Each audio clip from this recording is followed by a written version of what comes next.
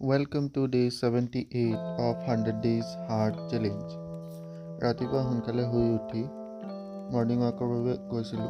ইয়াৰ আগতে free hand এক্সাৰচাইজসমূহ অলপ সময় ভালদৰে কৰি ল'লোঁ। ইয়াৰ পিছত অলপ সময় খোজকাঢ়িলোঁ আৰু অলপ সময় ৰানিং কৰি ল'লোঁ। প্ৰায় 2 কিলোমিটাৰমান ৰানিং কৰিলোঁ আজি।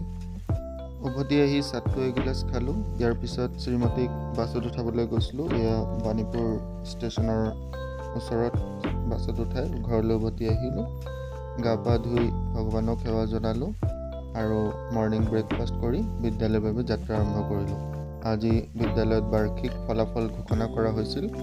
এয়া ছাত্ৰ ছাত্ৰীসকলৰ মাজত ফলাফল ঘোষণা কৰা হ'ল আৰু প্ৰতিগৰাকী ছাত্ৰ ছাত্ৰীকে পুৰস্কৃত কৰা হৈছিল যাতে নেক্সট ইয়েৰৰ বাবে তেওঁলোকে আৰু উৎসাহেৰে পঢ়া শুনা কৰে।